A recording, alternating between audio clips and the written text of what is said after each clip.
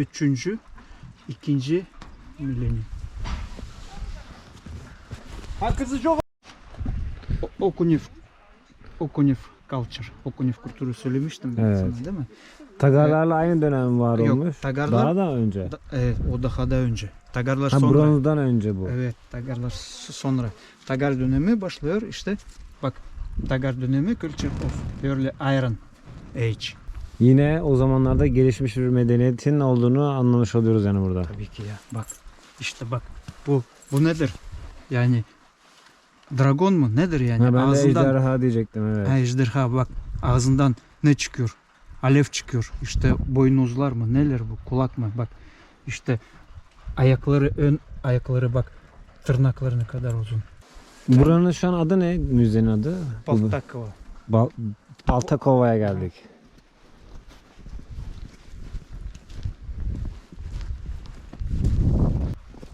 Şu an bu taş burada yok mu?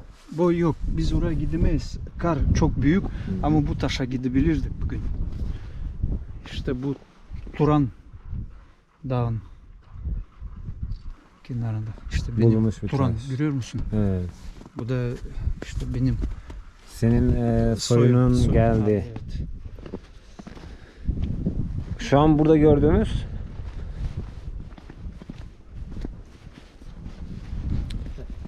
yalnız bunların şu an bu şekilde kalmış olması Ya kırılıyor ya. Çok kırılıyor. ya, Sıcak para yok. soğuktan. para yok onların. Yani sıcak soğukta tamam da bak bu şey Evet. büyüyor. Bitki büyüyor ya. Ve o bitki bunları yok ediyor aslında. Şu an artık bunda bir şey seçilmiyor. Bu da görünmüyor. Ama bunu bak. Şu gördüğümüz ejderha var ya. İşte o. Bak, alev çok kötü görünüyor aslında. Evet. Alev. Çok zor seçiliyor. Şimdi bak, şu boynuzları, şu bak bu alev aslında. Bu da gözü, Bir kafası belli. evet, kafası belli, bedeni ve kuyruğu bak. Yukarı doğru şuradan şöyle gidiyor. Şu ön ayak, şu da arka ayak bak. Arka ayak tam Evet, şurada. kuş şeyleri. 3000 sene milletten önce. İşte Okunev kültürünün tam bir medeniyetinin tam bir güzel şey, güneş. Ha, sembolü. burada şey surat var, güneş Evet. var. Ağzı, gözü, bak gözleri ve ışık var. Evet, insanlar, Bazı- hayvanlar, Savaş şeyleri var. İşte şeyli şu aletleri. aletlerle oklarla öldürüyorlar birbirlerine, yatıyorlar. Bazı işte burası herhalde. İşte bak, attan saldırıyorlar bu taraftan. At koşuyor. Bu da atlı. Bu da ölmüş insanlar yatıyor. Evet, bir yerde yatan insan. Bu da bir bak, Bir şeyleri anlatıyor, bir sembol şeyler ediyor. anlatıyor, evet. Bilmem, damga mı ne? Ha. İşte bu eski Türk damgası, işte Türk dönemi başlıyor. İşte bak, bu Kırgız damgası. Hakaslar Rusya'ya girmeden önce Hakasları Kırgız diyorlar. Şu anki Kırgızistanların atası Hakasyalılar mı yani? Evet. Bu coğrafya mı? Bu Buradan- kesin bilgi mi yoksa bir yorum mu acaba? Onlar ne dönem 13. 14. 15. yüzyılda Tuva tarafından Moğol baskısı üzerine güneye gitmişler. Tanrı Dağları'na oraya. Evet, Tanrı Dağları'na girmişler. Evet, şimdi yapay kurganın içine geldik. Burada da zamanında Sovyetler bir arkeolojik kazı yapmış. O yüzden de buraya etrafa taşları toplamışlar. Burada daha fazla sayıda taş yan yana bitişik şekilde görüyoruz. Bu gördüğümüzde işte bir kurgan daha önemli seviyedeki insanları böyle Türk işi piramit diyorum ben bunlara. Bu Türk işi piramitlerin içerisine gömüyorlar. Tam buranın belki de mesela şuranın tam dibinde, yani zemin seviyesinde tam dibinde bir oda var. Ve o odanın içerisinde de işte yine bu taşlarla çevrili bir alan. O taşların içerisinde, yani o alanın içerisinde de işte ölü gömüyorlar ve o ölünün de artık savaşçı ise savaş aletlerini, başka bir şeyse demirci ise sallıyorum, işte o kullandığı aletle, değerli aletlerle buraya gömüyorlar. Gömdükten sonra yine etrafında bu taşları inşa ediyorlar ve böyle bir piramit biçimini alıyor. Bunun aslını ve orijinali ve belki de Mısır piramitlerden daha eskisi bile olabileceği söylenen bir yer vardı ama şu an gidip hava muhalefeti sebebiyle göremeyeceğiz.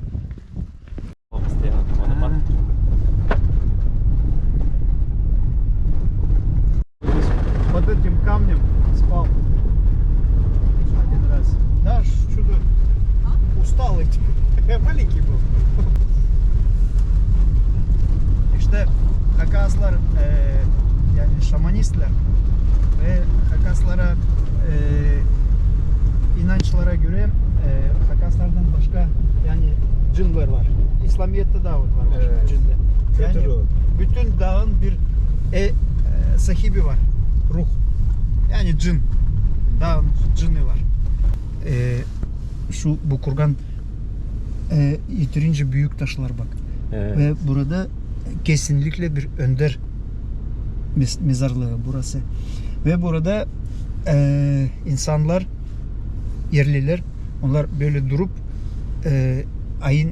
ayin değil de yemeklerden ufacık şöyle bir dağıtıyorlar ve devam ediyorlar yola.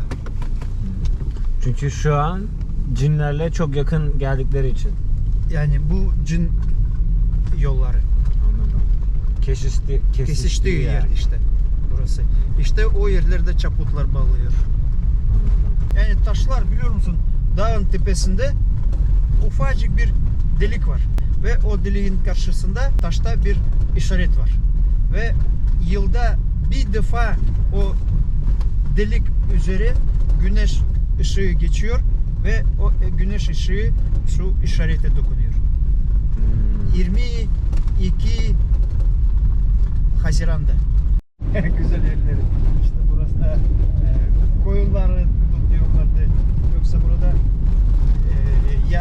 yazın, ilkbaharda her taraf Çok çiçek güzel. dolu. Yani yazın ve ilkbaharda burası çok güzel olduğu için belki de Çok buraya güzel. körümlük demişler. Evet. Körümlük, yani Hakas Görümlük, dilinde evet. körümlük, Türkçe'ye çevirdiğimiz zaman da görümlük oluyor. Yani görmeye değer manasında. Yine dilimize benzer, yani ortak bir kelime denk geldim, size de göstermek istedim. Şu an hava ve yol şartlarını zorlayarak sağ olsun, çok teşekkür ederim. Burada şu an eğer yanlış tahmin etmiyorsam Türkiye'de bu kadar geniş kitleye ilk defa ulaştıracağımız kurganları çekmeye gidiyoruz. Daha önce gelip çeken, yani bu kadar uzağa gelip çeken olmamış. İnşallah araba çıkar. Zaten buraya kadar geldikten sonra gerisini yürür yine çıkarız.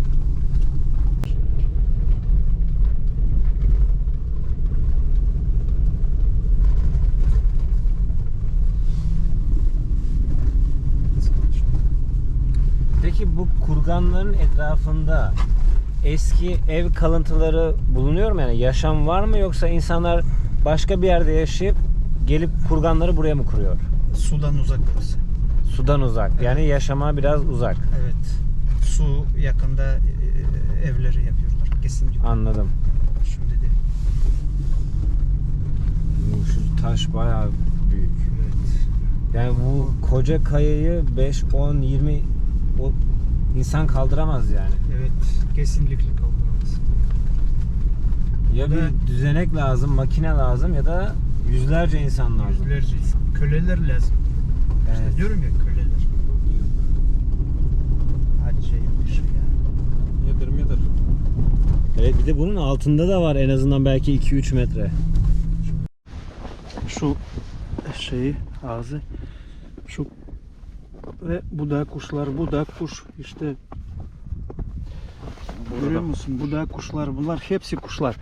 Alttan işte bak, alttan buradan başlayarak yukarıya kadar hepsi kuşlar ve onlar sıra sıra gidiyor. Evet. Şu an bu yaklaşık 6-7 metre boyunda, yani uzunluğunda ya tahminen yerde de 2 metre var mıdır? Olabilir tabii ki. Yani neredeyse 10 metrelik yükseklikte, kalınlığı da yani bir karışa yakın koca bir taş. Şimdi hocam burası nedir, ne değildir, neden burada böyle yoğunlaşmıştır, kaç yılından kalmadır? Bu herhalde yani eski döneminin bir önderin mezarlığı. Bu mezarlık 6. milattan önce 6. yüzyıla ait. Ve bu gördüğünüz gibi ortasında çukur var. Ve bu mezarlık Deli Petro zamanında Hakasya işte 1707 yılında Rusya dahil olmuş ve 1707 yılından sonra buraya Ruslar gelmiş ve bu şeyleri, kurganları hepsini kazmışlar ve buradaki ne varsa şeyleri altın bilmem neleri soymuş gitmişler. Ve böylece çukurlar. Bütün Hakasya'daki kurganları da işte ortasında çukur kalmış. Yani aslında önceden burada çukur değil, belki tepelik vardı, Tepelik bir şey. ama kazıp gittikleri için şu an bu şekli aldı. Evet, sadece böyle kaldı. Ve bu işte bu kurgan bilmiyorum nedense burada bu taşta, kayada kuşlar çizilmiş. İşte kuş buradan Bak, başlıyor. bu çok net, evet. Evet, görüyor musun? Kuş başlıyor ve sonra devam ediyor. Şimdi güneş yok, peki görünmüyor. İşte bu daha net görünüyor. Görüyor musunuz? Evet, bir tane Evet. yosun kaplamış olsa da Kanatları, şurada kuş. bu ne kuşu belli değil. Bence bir doğan. Şu şeyi, gagası ve başka bir kuş. O da aynı tarafa bakıyor. İşte kanatları, kuyruğu. Sonra devam ediyor. Nasıl devam ediyor? İşte bu kanat. Evet, kafası biraz O göçmüş. işte yanlış bakıyorum. İşte bu. İşte kanat. İşte bu da kanat. Kuyruğu. Evet. Yan yana bir sürü Yan yana, kuş. evet. Yok, Hakaslar Rusya dahil olmadan önce Hakaslar Kırgızlar olarak bilinirdi isimleri. Sonra Rusya dahil olunca burada bayağı genosit olmuş. Buradaki halkı bayağı kesmişler, öldürmüşler ve 100 sene Kırgızlar Ruslarla savaşmışlar ve artık yani Kırgızlar burada artık yaşamıyor diyerek kalanları Tatar olarak ad vermişler. Ve işte bu da bak kuşlar gene gidiyor. Devam. Ve Hakaslar kendilerine Rus döneminde Tatar olarak adıyorlar. 1917 yılında işte Biçurin 19. yüzyılda Biçurin, Yakin Biçurin Rus elçisi Çin'de bulmuş şu eski Çin şeylerini. Rulo, Yazıtları. anladım. Parşömen. Evet, onları bulmuş ve onları çevirmeye başlamış ve çevirince böyle Haogas büyük bir devlet bulmuş yani ya işte tarihçisi neler kimler gitmiş nerede savaşmışlar toprakları nerede hepsini yazmış ve o toprağın ortası tam burası olmuş. Hakasya olmuş ve 1917 yılında Hakaslar o zaman Tatarlar, Minusins Tatarları, Yenisey Tatarları, Haçins Tatarları onlar toplamışlar. Bir kurultay olmuş ve demişler biz Tatar değiliz. Bizim tarih adımız işte Biçurin yazmış Hakas olarak biliniyor. Çilekler yetişiyor çok büyük. İşte böyle çilek. Yabani çilek. Yabani çilek. Evet, yabani çilek olmuş yazın burada. Şu an gördüğünüz bütün alan kurganlarla dolu. Yine bir kurganın ortası boş. Eşmişler. İçeride ne arıyorlarsa almışlar ve sonradan bir kısmını toprakla doldurmuşlar. Bu gördüğünüz alanda bir çukurluk oluşmuş. Şimdi hocam şeyi merak ettim. Bu kurgan ilk yapıldığında biraz böyle tepelik miydi? Yok bu tepelik değil de biraz ufacık bir tepe herhalde vardı. Anladım. Evet ama tepelik yoktu pek yüksek. Yani bu taşların acaba ben şey okumuştum da başka yerle mi karışıyorum? Bu taşlar böyle paralel konmuş ya. Böyle kare yapıyorlar, sonra bunun içine toprak dolduruyorlar ki toprak O da akmasın. Salbık kurganları. Ha, salbık kurganını okumuşum ben. Maalesef oraya gidemediniz. Evet. O da Çarların kurganı. Çarların? Çarlar. Kralların. Kral kurganı. Ha. Kral Asıl Hakan kurganı onlar. Han. Evet. Tamam, oraya gidemeyeceğiz. Hava muhalefeti sebebiyle. Ama belki gelirsen Bir daha bir gün var iş. sonra Ha, anladım. o zaman yetişirsin. İşte bak bu giriş gene. Bu da hepsi bütün kurganlar hepsi şeye bakıyor. Batı. Doğuya bakıyor. Ha, doğu. Evet. Ve giriş sadece doğudan. Bütün Türklerin evlerine giriş önce de Evet. doğudandı. Çadırları da, kapıları hep oraya bakıyor. Evet, doğuya bakıyor. Evet. Hala öyle. Bu da aynı. Moğollar da aslında öyle. Moğollar da güneye. Moğolların, Buryatların, Kalmıkların güneye bakıyor.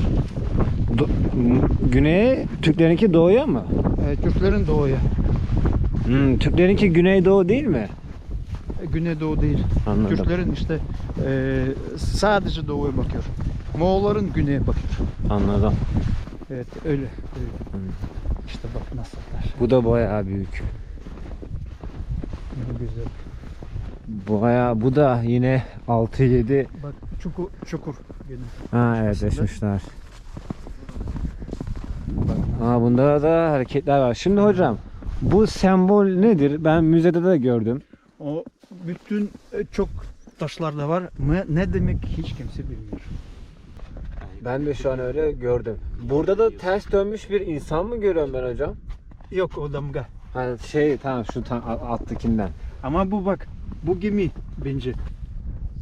Ve gemiye benziyor ya. Yok mu? Yani evet, şu güverte kısmı, bu aşağıda belki sağa sola yapılan kısım, bu da yelken gibi.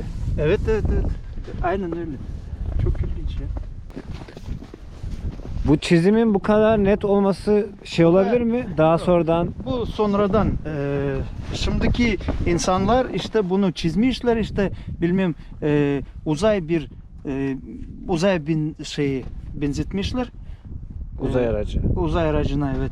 Bu da sanki insan bilmem ne, işte çocuk mu ne yanında ve kuşu ve sanki uzay aracına sokuyor. Evet, maalesef buraya birisi adını kazımış. Bu da Sovyet döneminde. Aptal herifler, evet. Ve bunu aslında incelemek lazım. Burası çok böyle güzel çizilmiş, ne çizmiş belli değil. Büyük bir fotoğraf var, ne oldu belli değil, evet. Evet, bunu apayrı bir incelemek lazım. Bak insan, ben buldum. İnsan bak. İnsan görüyor musun? Ayakları, işte kafası dönük yatıyor. Gerçekten yani çok şanslıyım. Yani hep olumlu oluyorum. Ben olumlu olmaya çalışıyorum ya da pozitif oluyorum ya da her ne derseniz deyin. Ve bir şekilde yolum, önüm açılıyor. Yani 2 parmak kamera var elimde. Çok bir şey değil. GoPro dediğiniz alet 2 parmak.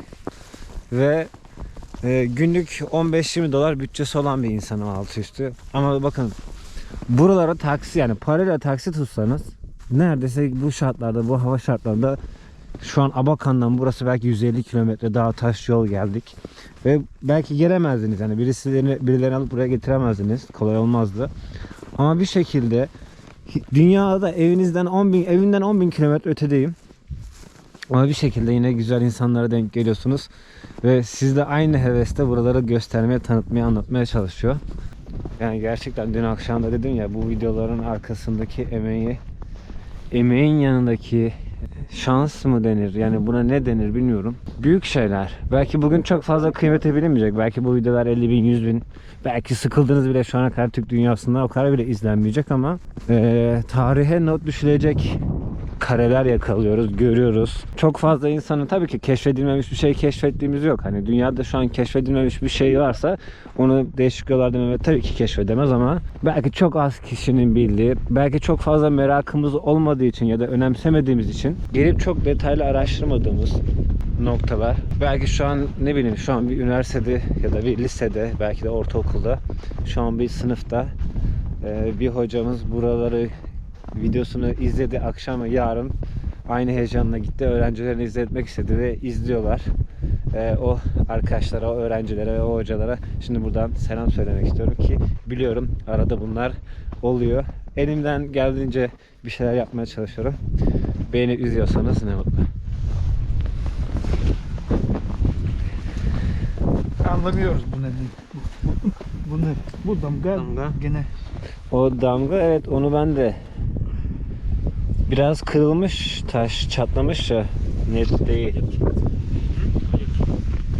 Evet, şurada farklı bir sembol var bakın burada böyle bir